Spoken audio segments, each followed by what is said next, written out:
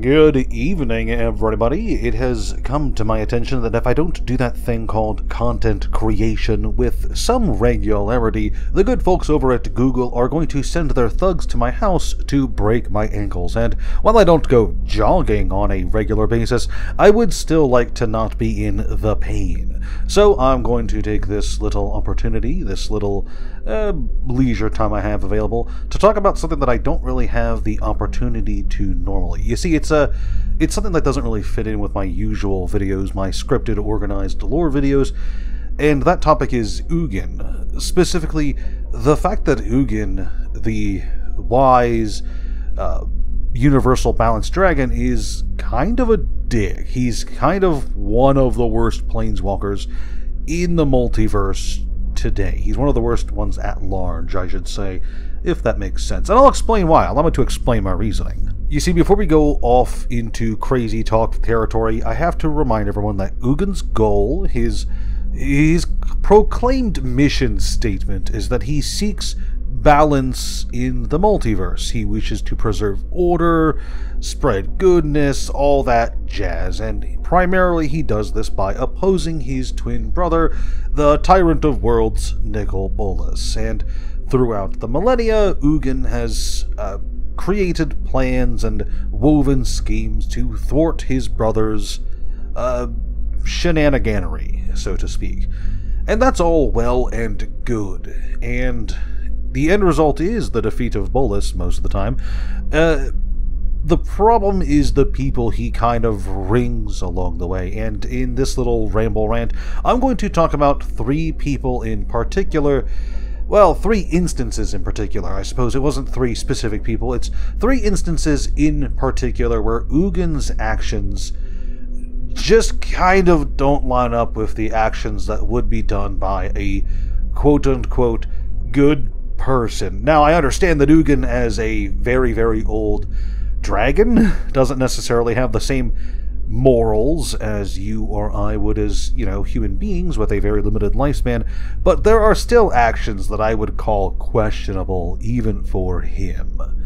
So, with all that out of the way, let's begin with the bullshit.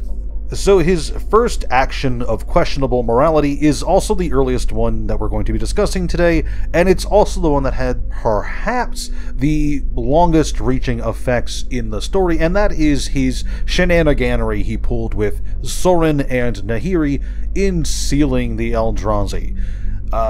As you may or may not be aware, Ugin was the architect of the plan to trap the Eldrazi on Zendikar using the Hedrons constructed by Nahiri, and Sorin was there to provide moral support.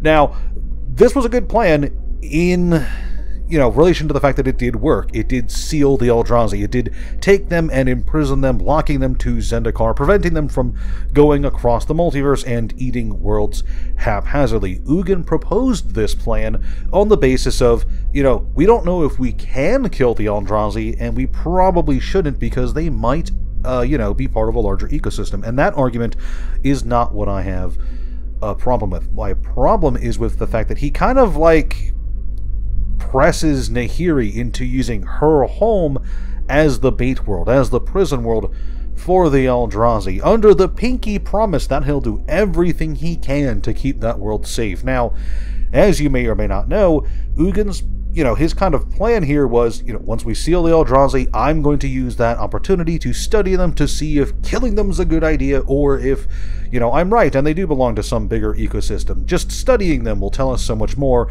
and all that jazz. So, the problem here, number one, is that, he kind of hand-presses Nahiri.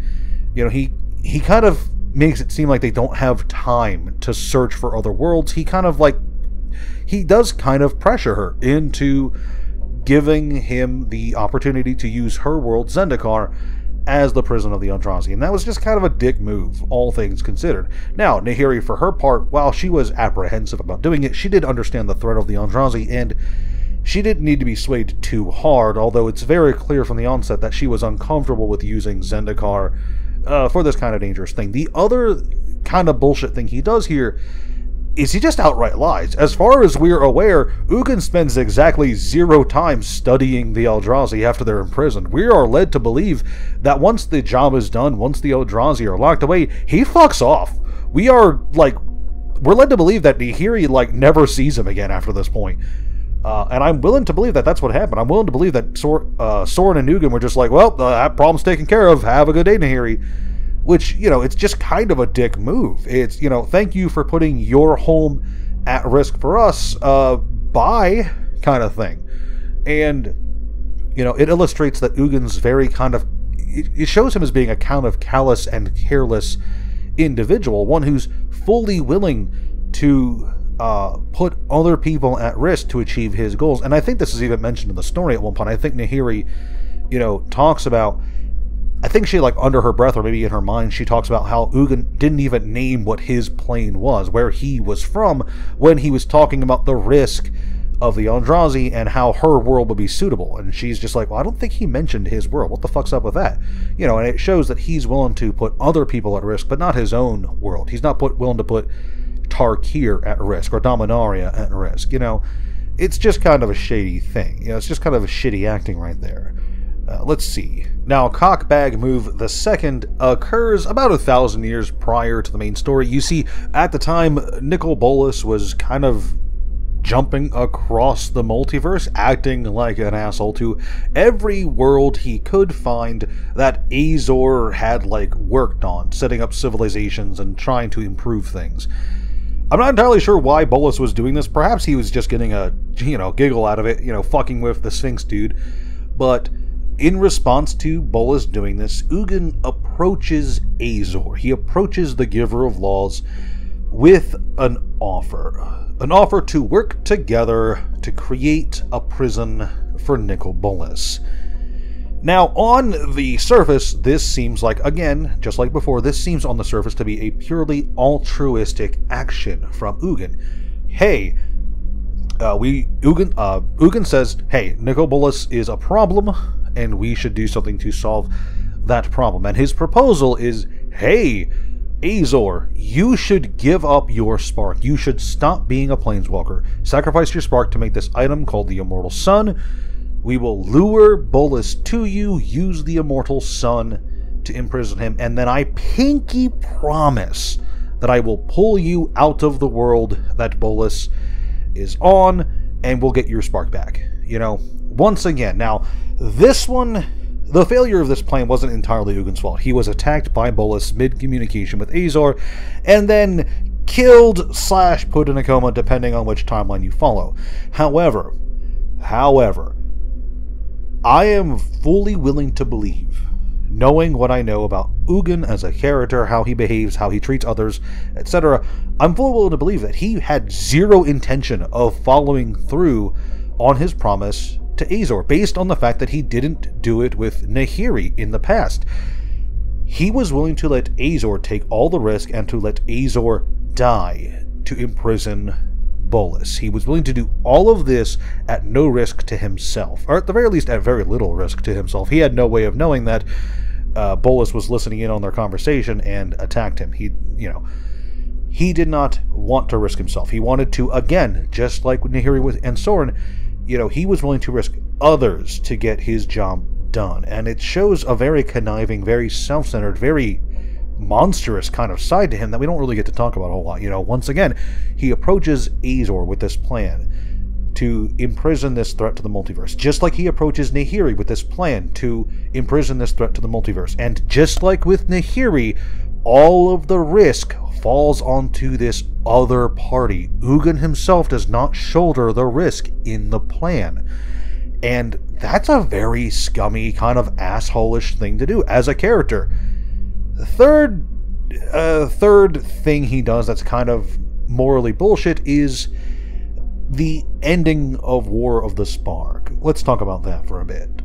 You see, at the end of the War of the Spark, Nicol Bolas fails, his army is defeated, his big gods give him the chompy chomp, stealing away all of his sparks, and he is at death's door, and he is basically about to die when Ugin swoops in and tells Jace, hey, set up an illusion, I'm gonna get my brother out of here. And Jace is like, what the fuck do you mean you're getting him out of here? And Ugin's like, look bro, just trust me, this is for the best. Nicol Bolas has died before, if he dies again, he will come back, more strong than ever, yada yada yada. And then he takes Bolas to the spirit realm, the meditation realm, gets rid of his name and keeps him there as his happy-go-lucky prisoner, putting Bolas on a story timeout until Watsi decides to use him again. The problem with this is not so much that he's putting all the risk on someone else, because he is putting the risk on Jace and the entire multiverse by keeping Bolas alive. It's the fact that he's effectively fucking lying here. Okay, yes, it's true that Nicol Bolas did die before, and yes, it's true that through dragon-level shenaniganery, Bolas did come back, as strong as ever, during the temporal crisis. However, what Ugin is omitting here is that for Bolas to come back required some pretty unique circumstances.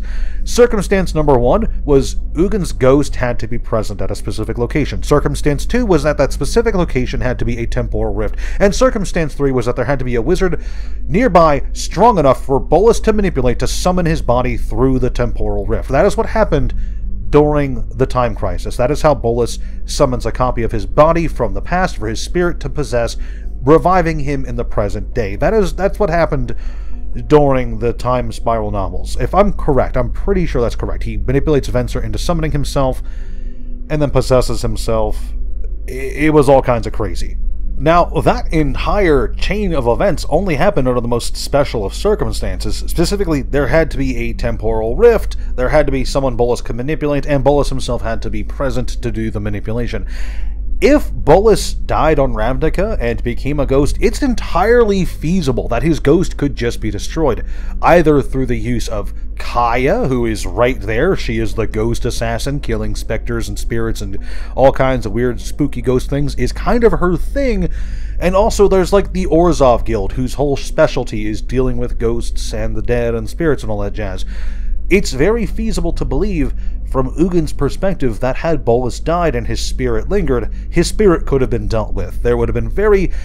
I don't like to say never, but there is a very slim chance of the circumstances that revived Bolas repeating on Ravnica, as they, could have. It's just very unlikely. And Ugin would have known this. Statistically, he could have known this. And instead of imprisoning a still alive Bolas, Ugin could have been like, yo, Kaya, kill the ghost. Orzhov, destroy or enslave the ghost. Take care of the Bolas problem in totality. Imprisoning Bolas does not solve the problem, because Bolas, a master schemer, will sooner or later find a way out. And in the comic, for instance, he does. It's actually pretty funny. So, that's 3 examples of Ugin not necessarily lying, but being very manipulative. He doesn't lie to Nahiri, necessarily, if you assume that he did eventually plan to come back. He didn't necessarily lie to Azor, but from what we know, he probably had no intention of fulfilling his end of the bargain, and he wasn't necessarily lying to Jace when it came to talking about how Bolas came back in the past. Yes, Bolas did die and he did come back. But in all 3 of these situations, Ugin kind of I don't know, uses the truth in such a way to get the end he wants by putting other people at risk. And make no mistake, sooner or later this Bolas thing will pay off. Wizards of the Coast is going to bring him back. He's one of their most notable villains. There's no way that they won't bring him back. So you already know, it's a foregone conclusion that Bolas will be a threat in the future, and Ugin, through sentimentality or foolishness in general, just put the entire multiverse at risk, when he could have just as easily killed Bolas and been done with it. That's really all I have to talk about today. Ugin's kind of a shitty character. Not as shitty as some of the other old walkers we know about, looking at you, Urza, but still, he's kind of a shitty character, and that's kind of to be expected. When I talk about old walkers, you have to understand, most old walkers are self-centered jerks. There are very few exceptions to that rule, okay? And, when I say Ugin's a terrible person, that's just in reference to the fact that he does a lot of shitty, shifty things. That doesn't necessarily mean he's the worst of the Old Walkers, or even the worst of the Planeswalker lineup. I'm just saying, hey, Ugin's kind of a terrible person, just in general, from a moral standpoint. Anywho, what do you guys think? Do you think I'm crazy and Ugin is the best character around? Or do you think I'm correct and Ugin needs to be put into gay baby jail? Let me know in the comment section below. Thank you so much for sticking around for one of my crazy-ass rambling rants, and I hope you guys have a fantastic weekend. Goodbye.